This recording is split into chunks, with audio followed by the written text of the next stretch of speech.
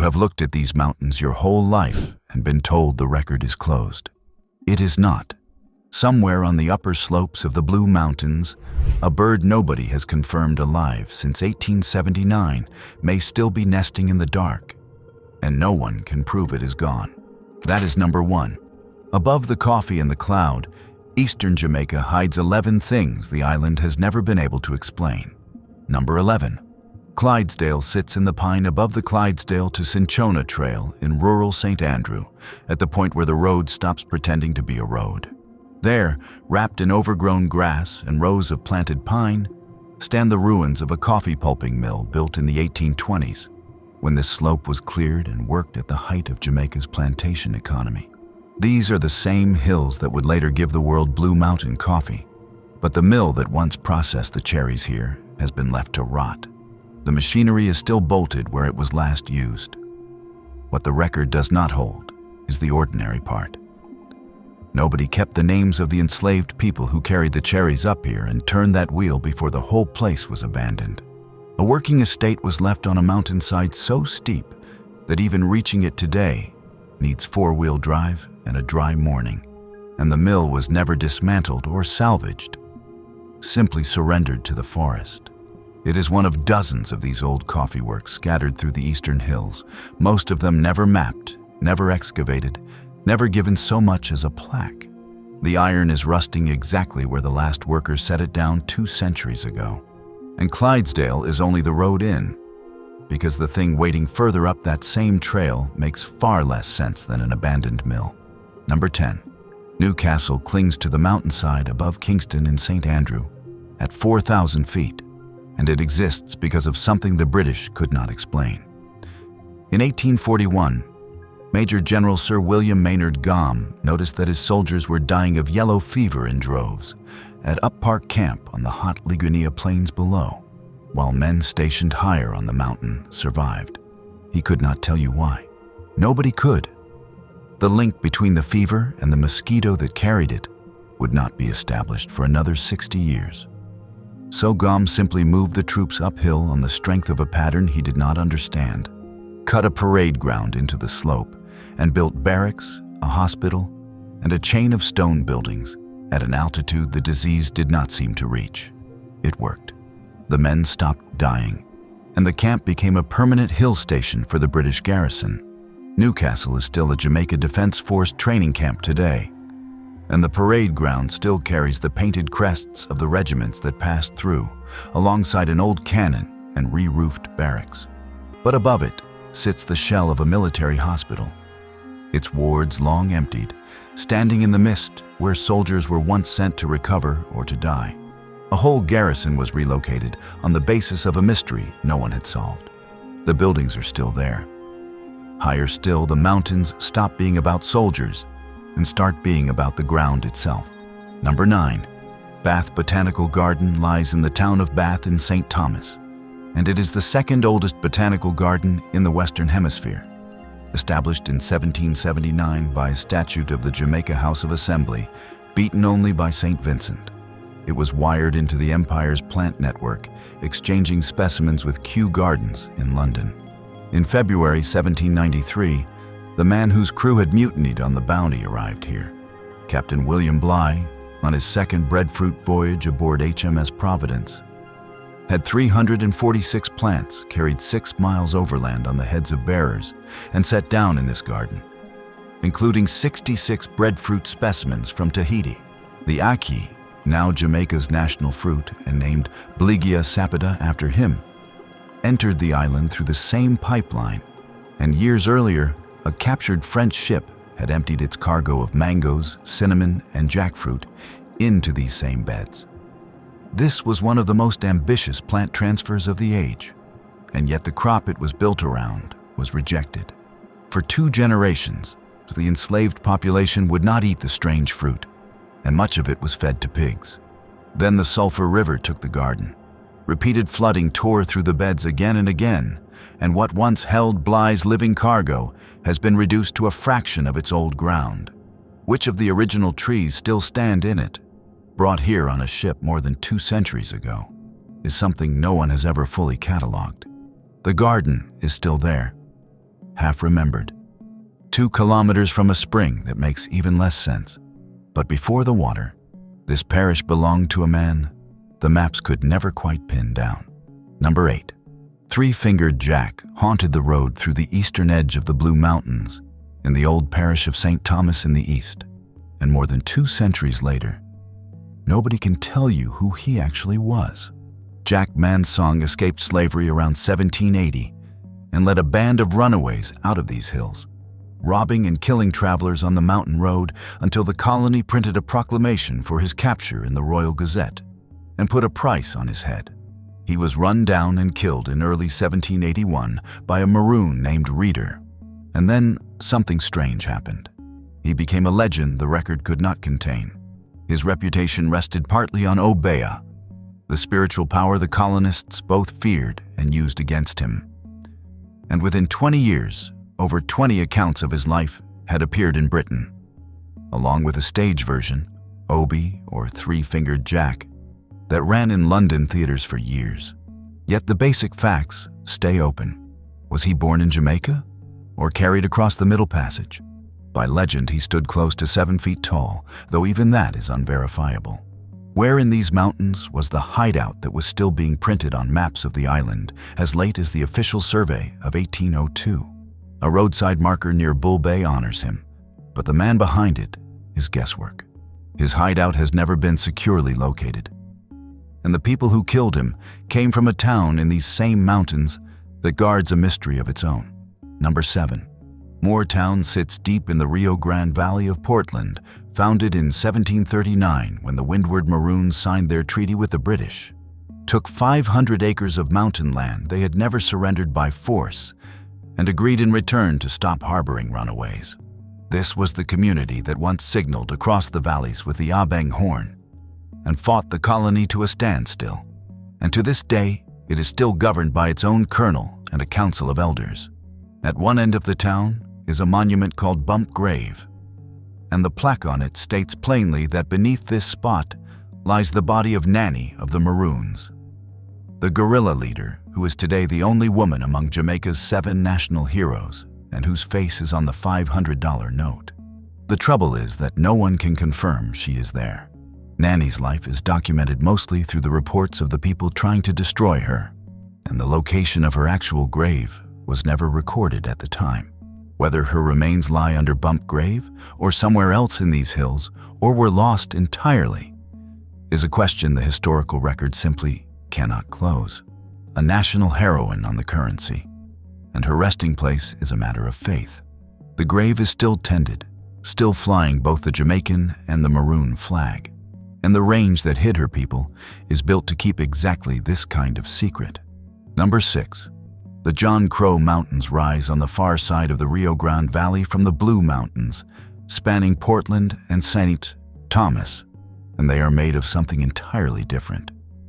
Where the Blue Mountains are ancient hard rock, the John Crow Range is tertiary white limestone, a karst landscape riddled with caves, sinkholes, and rivers that drop out of sight and run underground.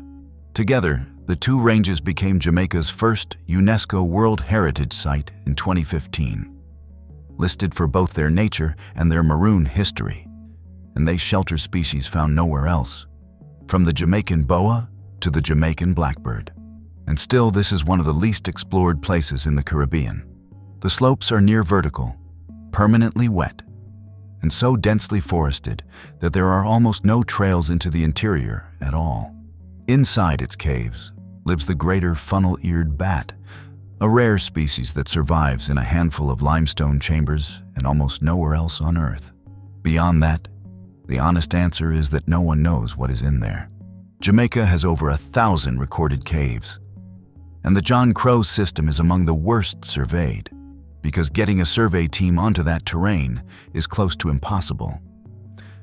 There are chambers in that range that no human being has ever stood inside. The mountain is still keeping its own count. And under all of it sits the older question of how these mountains came to exist at all. Number 5. The Blue Mountains themselves are the oldest thing on this list, and they should not be where they are. The range is built from Cretaceous metamorphic rock, schists and phyllites laid down as marine sediment on an ancient sea floor and then crushed and lifted roughly 100 million years ago, making it some of the oldest exposed rock anywhere on the island. Jamaica is not truly an island, so much as the top of a mountain forced up from the seabed when the Caribbean plate ground against its neighbors. And the Blue Mountains are the sharpest edge of that collision, climbing to 7,402 feet at the peak, the highest point in the country, where hikers still walk through the night to reach the summit by dawn. What makes it unsettling is what runs beneath. The whole range sits along the Plantain Garden Fault, one of the most seismically active fracture lines in the entire Caribbean, and the Jamaican arm of the same fault system associated with the earthquake that leveled much of Haiti in 2010. The island's oldest and highest ground is balanced directly on top of a fault that is still moving, still slowly lifting the mountains and still capable of leveling whatever stands on them. The rock is ancient. The fault is very much alive. And on the seam where these old mountains meet the limestone, something impossible manages to survive. Number 4, where the Blue Mountains and the John Crow Range merge. In the forests of St. Thomas and Portland flies the largest butterfly in the Western Hemisphere. The homerus swallowtail is a giant, a black and yellow insect, with a forewing the length of a grown man's finger and a span wide enough to be mistaken for a bird. And it exists nowhere on Earth except 2 tiny pockets of Jamaican rainforest. This eastern population, clinging to the mountains, occupies only a few square kilometers. The only other survives far to the west in the Cockpit Country. It once ranged across 7 of the island's 14 parishes. It has been studied for decades. It is printed on the $1,000 note. It is one of only a handful of butterflies on Earth given the strictest protection international law allows. And still, the most basic question has no answer. Nobody knows how many are left. Their numbers have never been counted with any confidence. And no one can fully explain why a creature that once spread across half the island now holds on only here, in these 2 damp folds of forest, refusing every attempt to breed it or establish it anywhere else. Its caterpillars feed on a single kind of tree, the water maho, and take 84 days to become adults that then drift through the canopy in 1s and 2s, hunted by collectors and squeezed by the clearing of their forest, watched over but never tallied. The biggest butterfly in this half of the world is a number no one can produce. And a short way down the slope, the ground itself does something it should not. Number 3, Bath Fountain sits in the foothills of the John Crow Mountains in St. Thomas, and the mystery is in the rock. 2 springs rise here within a few feet of one another, out of the same hillside. One runs cold, the other comes out of the ground almost too hot to touch. According to the story that survives, the spring was found in the 1690s by a runaway enslaved man, remembered as Jacob, whose long-standing wounds healed after he bathed in the water. He risked everything to return and tell of it. And by 1699, the landowner, Colonel Stanton, had sold the 1,100-acre estate to the colonial government, which built a bathhouse over the source and, in time, a hospital offering free treatment, all of it later enshrined in its own colonial law as the Bath of St. Thomas the Apostle. The place grew into a fashionable spa town, drawing wealthy merchants up into the hills.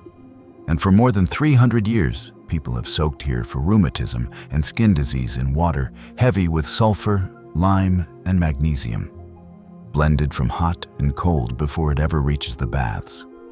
One of only 3 great mineral baths on the island, alongside Milk River and Rockfort. But the thing at the heart of it is still not properly explained on the ground. A scalding spring and a cold spring, side by side, feeding from the same rock in the same hill. The water is still running from both. And the strangest abandoned place on the island stands at the very top of this range. Number 2, Cinchona Botanical Gardens sits between 4.5 and 5.5 thousand feet in the Blue Mountains of St. Andrew. And it is a full imperial garden that the island simply walked away from. By most accounts, the highest botanical garden in the Western Hemisphere. It was established in 1868 by the governor, Sir John Peter Grant, so the British could grow the cinchona tree and pull quinine from its bark to fight malaria, racing the Dutch for control of the world supply. Alongside the quinine trees, they planted Assam tea, cork oak, camphor, eucalyptus, even Irish potatoes, and a collection of species dragged in from every temperate corner of the globe.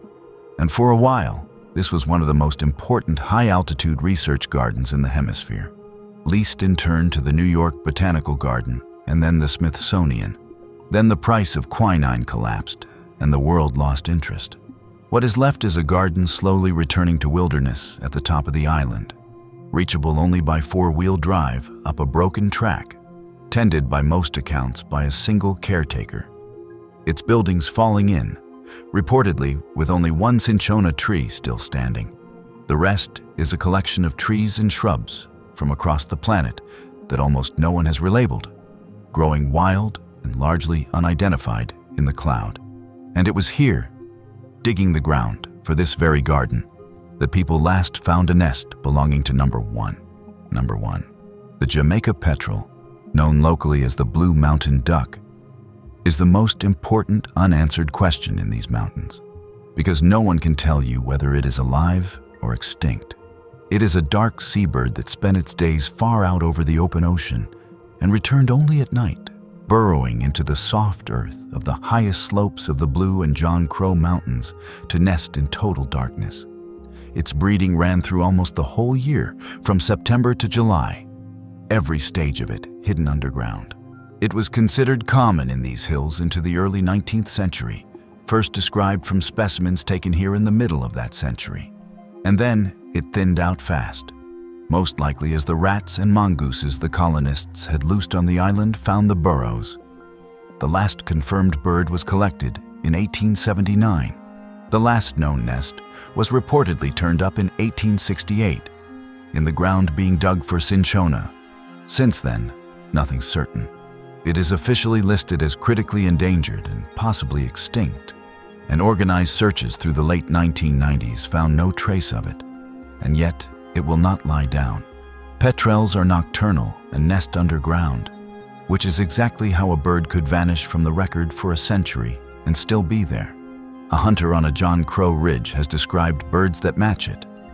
The hutia and the iguana were both written off as extinct and then found alive in these same hills. So the question hangs over the whole range, unanswered. Somewhere above the cloud line, in a burrow no one has found, the blue mountain duck may still be coming home in the dark. 11 questions the mountains never answered. There are more up there. Subscribe, and we will keep climbing.